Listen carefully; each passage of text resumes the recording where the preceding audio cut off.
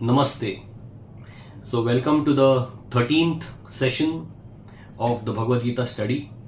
In the last session, we learned about how lust can be controlled by developing the transcendental knowledge. So, what is transcendental knowledge and how it is received? That is the beginning of the 4th chapter of Bhagavad Gita. So in the 4th chapter, it is said, Evam parampara praptam, imam rajarshayo vidu. This knowledge, it descends down through the parampara system. So there are 4 paramparas which give the knowledge of the Lord, which is the most confidential knowledge. So there are 4 paramparas. The first parampara is Brahma parampara, then comes Shri parampara, then Kumar parampara, and then comes the Rudra parampara. So there are leading acharyas of these paramparas. Like for Brahma parampara, there is Madhvacharya. For Shri parampara, there is Ramanujacharya. For Kumar parampara, there is Nimbarkacharya. And for Rudra parampara, there is Vishnu Swami. So these are the paramparas from which the knowledge of God can be acquired. So today we will be talking about Vishnu Tattva, Shiva Tattva, Jiva Tattva and Shakti Tattva. In Bhagavad Gita it is said Janma Karma Chame Divyam. So this is where the transcendental knowledge starts. The Lord says that my activities and my birth both are transcendental. So my body and the body of ordinary living entity are different. My body, he says, is transcendental, which is made up of Sat, Chit and Ananda. All his limbs are very, very special and divine and absolute. What does that mean? Angani yasya sakalendriya vrittimanti pashyanti panti kalayanti chiram jaganti. Any part of my body can do the work of any other limb of my body. Just like with our eyes we can only see, with our ears we can only hear, but the Lord's senses are transcendental. With the ears also he can see, with the eyes he can eat, with the nose he can hear. So that is the Lord's transcendental body. Whereas our body, which is made up of त्वक स्मश्रु रोम नख केश पिनक दमंतर मास अस्ति रक्त कृमि वीत कफ पित्त वात. So we are made up of all those obnoxious things after touching which a person has to take bath. So therefore that is the basic difference between the human beings and the Vishnu Tattva. So this Vishnu Tattva, when he appears in this material world, there are various 6 categories of avatars that are told, like Purusha avatar, Leela avatar, then Guna avatar, Manvantar avatar, Yuga avatar and Shaktiavesh avatar. So short description of each one of them in this video. Purusha avatar, for example, Purusha avatar is the original avatar of Vishnu. So Krishna first incarnates as the 3 Purusha avatars. So that is the Karnodakshaya Vishnu, Garbhodakshaya Vishnu and Kshirodakshaya Vishnu. So Karnodakshaya Vishnu is that form of Vishnu who is lying down on the causal ocean. And then Garbhodakshaya Vishnu, he is that form of Vishnu who is lying down on the universal ocean, in the Brahmanda, in the Garbhodak ocean. Therefore, he is Garbhodakshaya Vishnu. And then there is Kshirodakshaya Vishnu. He is the form of Vishnu who is lying on the Milk Ocean, which is a planet inside the entire universe, that is Brahmanda. There is a Milk Ocean, ocean of milk.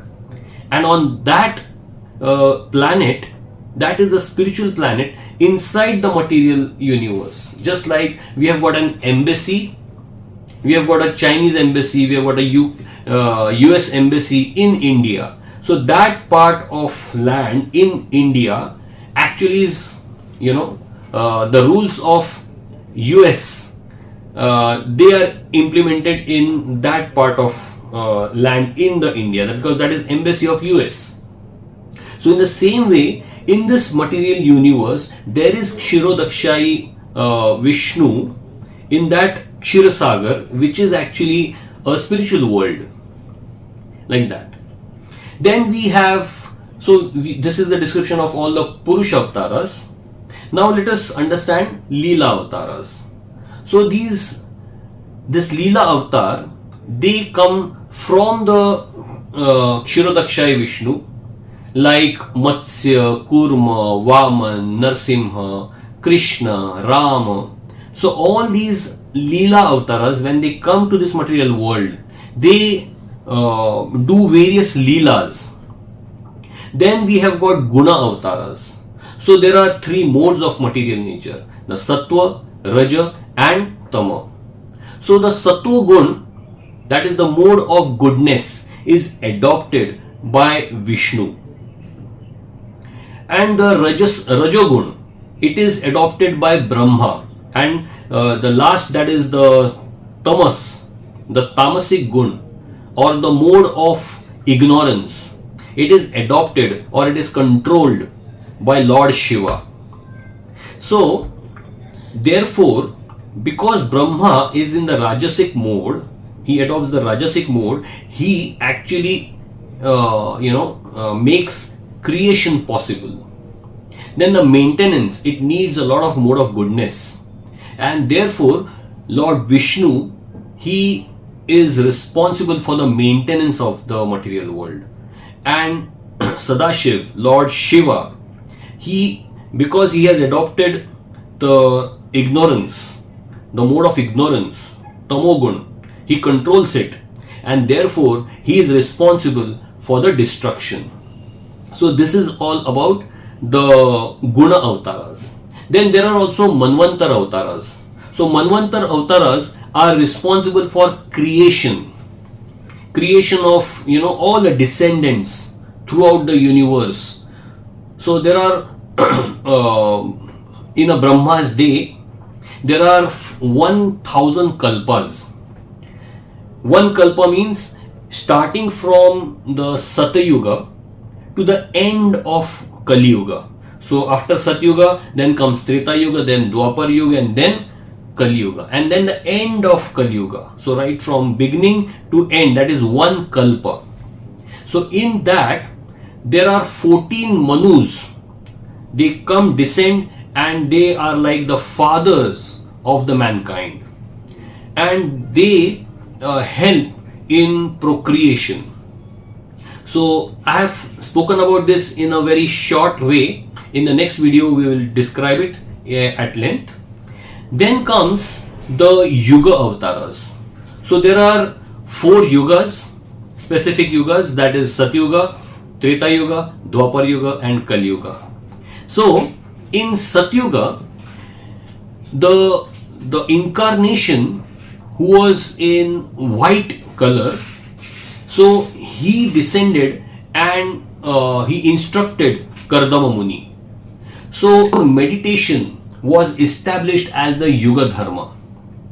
Then in Treta Yuga, the red colored Avatara, he descended and he gave knowledge to Brahma, and fire sacrifice, Yajna, was the Yuga Dharma established in Treta Yuga. Then a dark colored Avatara, Krishna, in Dwapar Yuga, he descended, and the Yuga Dharma of deity, temple deity worship was established. And last is our Kali Yuga. In Kali Yuga, the yellow golden avatar of Sri Chaitanya Mahaprabhu, he descends down, and the Hari Nam Sankirtan, the congregational chanting of the holy names is established. And then there is the Shaktiavesh avatar. So ordinary living entities also, they are special because this avatar, Shakti Avesh, there is Avesh of Shakti in them, and these living beings, they are highly empowered to carry on special missions.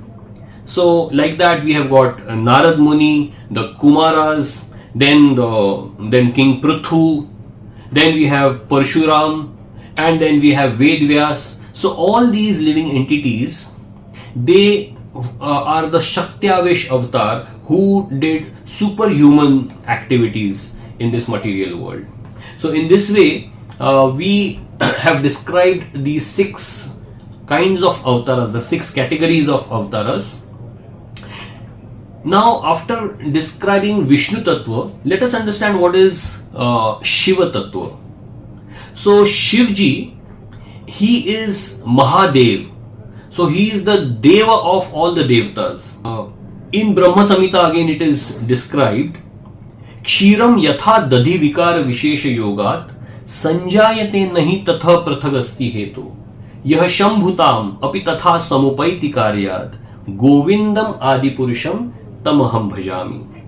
So here it is described that curd, dadhi means curd, it comes from milk, but yet the characteristics are different. Milk and curd are different, but however the curd, it comes from milk. How? By vikar, vishesha yoga. So when there is a culture given to the milk, then it transforms into dahi. Similarly, Vishnu Tattva, when there is a vikar, when he takes the agency of Shambhu, when he enters into this material world, then that Shambhu agency comes into being. So why Vishnu has to take the agency of Shambhu? Let us try to understand. If there was operation conducted, the patient becomes all right, the patient is met by the doctor next day, and the patient thanks the doctor. The doctor says, I did not even touch you. He says, how is it possible? You conducted my entire operation and now you say that you have not even touched me? And that is in fact the truth.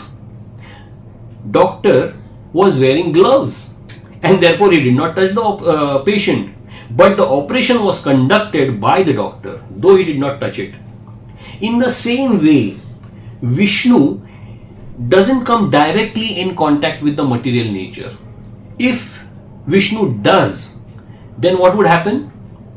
Just by the touch of Lord Vishnu, who is pure, who is auspicious, who is sacred, who is transcendental, who is spiritual, he will turn the material energy also into spiritual energy. And therefore, the material world will no more exist. But then, the existence of material world is very, very important. Why? Because all those souls who need to be purified, they will not get an avenue to purify themselves. The main purpose of this material world, this material universe, is purification. And if that doesn't exist anymore, they will lose the opportunity to purify themselves. And therefore, for the maintenance of this material world, the Lord doesn't directly come in contact with the material nature, and therefore he takes the agency of Shambhu, and that is nothing but Shivji. So when we see the Shivling along with the Yoni, so that is Lord Vishnu taking the agency of Shambhu, trying to enter into this material world. So that is in short the understanding of Shiva Tattva. Then we have got the Shakti Tattva. So Shakti, there are 3 energies of the Lord: the internal energy of the Lord, the external energy of the Lord, and the marginal potency of the Lord. So internal, that is the Antaranga Shakti, and then there is Bahiranga Shakti, and then there is Tathastha Shakti, that is marginal potency. So Antaranga Shakti is represented by Srimati Radharani. The external potency is represented by Ma Durga, and the Tatastha Shakti is nothing but all of us who are the living entities, the Jivatma, the soul. So we are also the energy of the Lord. And this Tatastha Shakti is sometimes influenced by the Antaranga potency, the Antaranga Shakti, or sometimes it is influenced by the external potency, that is the Bahiranga Shakti. So, therefore, this Tatastha Shakti, that is the living entity, it has to always be controlled by either this or that energy. So, it is always better to be controlled by the internal energy, because that is when we are in our constitutional position of getting attracted to the Supreme Lord. So, in this way, today we understood the Vishnu Tattva, the Shiva Tattva, the Shakti Tattva, and the Jiva Tattva. Stay tuned.